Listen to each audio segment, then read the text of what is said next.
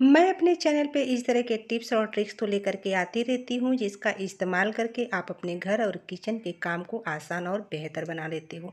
नमस्ते दोस्तों, आप सब लोग कैसे हैं? उम्मीद करती हूँ कि आप सब लोग बहुत अच्छे होंगे। तो चलिए यहाँ पे कम बातें करते हुए हम वीडियो को शुरू कर लेते हैं।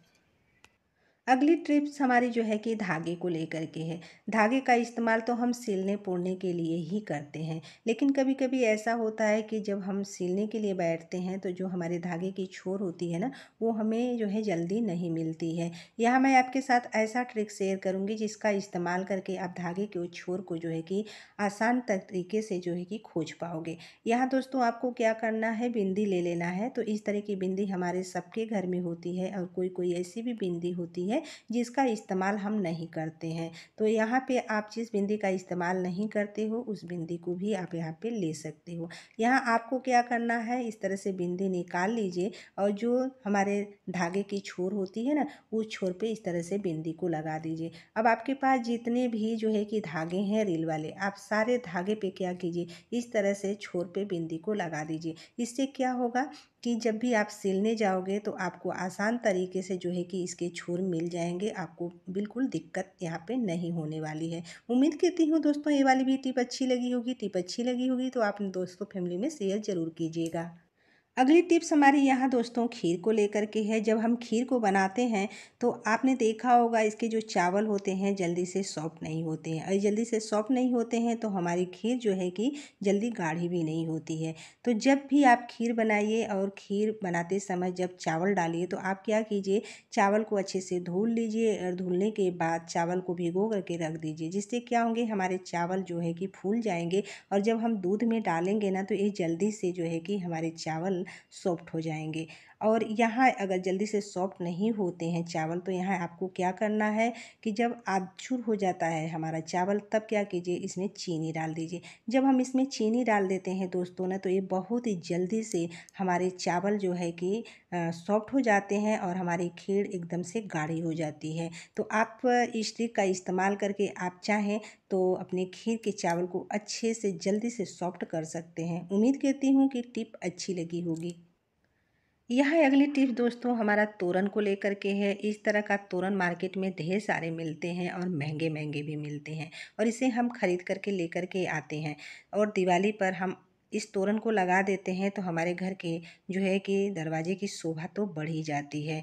तो जब भी हम जो है कि दिवाली के दिन इस्तेमाल करके और जब हमें तोरन को रखना होता है तो हमें किस तरह से रखना चाहिए, देखिए अगर हम इसे अच्छे से रख देते हैं तो दोबारा जो है दूसरी दिवाली पे ये काम आती है। और अगर हम क्या करते हैं दोस्तों, इसे यानी कि अच्छे से नहीं रखते हैं, कोई कोई क्या करते हैं पॉलीथीन में हमें बांध करके रख देते हैं, जिससे क्या होता है इसकी पत्तियां टेढ़ी मेढ़ी हो जाती हैं और ये बिल्कुल अच्छी भी नहीं लगती हैं। तो हमें दूसरा तोरन का यहाँ पे इस्तेमाल करना पड़ता है। ऐसा न करना हो, हमें जो है कि पैसे बर्बाद करने की कोई ज़रूरत नहीं है। तो यहाँ मैं आपको तोरन रखने के लिए बताती हूँ कि आप जब तोरन को रखें तो किस तरह से रखें। अब यहाँ देखिए आपको क्या करना है, इस तरह से तो पहले आप क्या कीजिए, इसे अच्छे से फोल्ड कर लीजिए।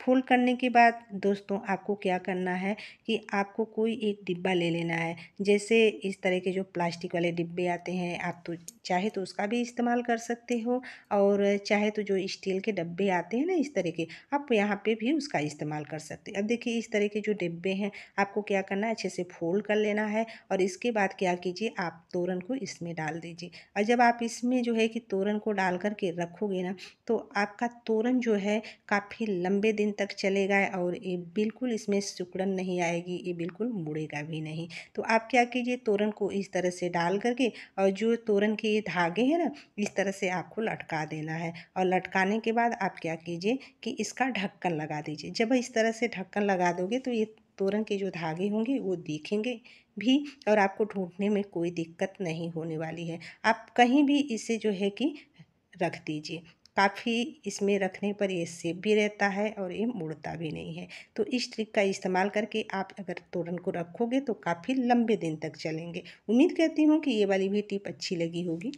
अगली टिप्स हमारी जो है कि मटर को लेकर के है। अब दोस्तों इस समय मार्केट में ढेर सारी मटर मिल रही हैं और बहुत ही बढ़िया मटर मिल रही हैं, और जब मटर छीलने की बात आती है तो बहुत ही झंझट का काम लगता है, और मटर खाना तो सबको पसंद लगता है और खाना भी चाहिए, और ये मटर हमारे हेल्थ के लिए भी बहुत ही बढ़िया है।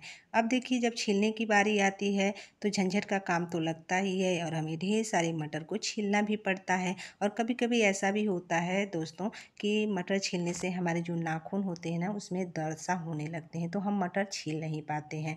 और यहाँ मैं आपके साथ कुछ ऐसे ट्रिक्स शेयर करूँगी जिसका इस्तेमाल करके आप अपने काम को आसान तो बना ही सकते हो। मैंने क्या किया है, यहाँ जो है नल कटर ले लिया है। इस तरह से नल कटर से हम इस तरह से कट करेंगे और ये देखिए इस तरह से खुल जाएंगे। और इस तरह से आप क्या कीजिए, दाने को निकाल लीजिए। इस तरीके से अगर आप मटर को छीलोगे ना तो जो आपके नाखून में दर्द होंगे ना वो बिल्कुल दर्द नहीं होंगे और इस आसान तरीके से मटर को यहाँ पे आप छील भी पाओगे। अब देखिए दूसरा तरीका भी मैं आपके साथ शेयर कर रही हूँ। अब क्या कीजिए, इस तरह से नेल कटर को खोल लीजिए और इस तरह से नेल कटर में से के मदद से इस तरह से छील लगा दीजिए। जब आप इस तरह से छील लगा दोगे तो आप क्या करोगे, जब खुल जाएगी तो इस तरह से आप क्या कीजिए, मटर के दाने को निकाल करके अलग कर लीजिए। तो आप चाहें तो इस तरीके से भी जो है कि आप ढेर सारी मटर को यहाँ पे छील सकते हो, वो भी बिना नाखून लगाए हुए। तो यहाँ देखिए मैंने दोनों तरीके आपके साथ शेयर किए, जो भी अच्छा लगे उस तरह से आप यहाँ पे मटर छील सकते हो। अब मैं आपके साथ जो है कि तीसरा तरीका भी शेयर करूँगी मटर छीलने का। यह आपको दोस्तों कुछ भी नहीं करना है। यहाँ मैंने क्या किया है, पानी को गर्म कर लिया है और गर्म करने के बाद हम क्या करेंगे, इसमें मटर को डाल देंगे। और डालने के बाद आप क्या कीजिए, इसका ढक्कन लगा करके इसे थोड़ी देर आप इसे छोड़ दीजिए। जब आप थोड़ी देर इसे छोड़ दोगे ना तो जो आपकी मटर होगी ना वो अच्छे से सॉफ्ट हो जाएगी। और जब ये अच्छे से सॉफ्ट हो जाएगी इसकी स्किन, तो आप क्या कीजिए, मटर को छान करके पानी से इस तरह से निकाल दीजिए।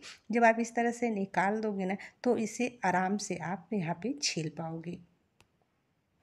अब यहाँ पे आपको क्या करना है दोस्तों, इस तरह से जो है कि ढक्कन ले लेना है। तो कोई भी कोल्ड ड्रिंक की बोतल का इस तरह से आप ढक्कन ले लो। अब इस तरह से क्या करो, मटर को रखो और इस तरह से आप जो है कि आगे की साइड से दबाते जाओ। जब इस तरह से आप दबाओगे ना तो आपकी जो मटर होगी ना वो निकलना शुरू हो जाएगी, क्योंकि हमने थोड़ा सा इसे जो है कि पानी में डाल दिया था तो ये सॉफ्ट हो चुकी है। तो इस तरीके से आप चाहें तो जो है कि मटर के दाने को आप निकाल करके अलग सा कर सकते हो। यहाँ दोस्तों मैंने आपके साथ 3 तरीके शेयर किए हैं मटर छीलने का। जो भी आपको अच्छा लगे इन तीनों में से उसका इस्तेमाल करके आप ढेर सारी मटर को छील सकते हो। उम्मीद करती हूँ दोस्तों ये वाली भी टिप अच्छी लगी होगी। टिप अच्छी लगी होगी तो अपने दोस्तों फैमिली में शेयर कीजिएगा। अगर आप चैनल पर पहली बार आए हैं तो सब्सक्राइब भी कर लीजिएगा और कमेंट करके बताइएगा कि आपको कैसा लगा। यहीं पे मैं अपने वीडियो का एंड करती हूँ और नेक्स्ट वीडियो में मिलती हूँ। तब तक के लिए जय श्री राम, जय हनुमान।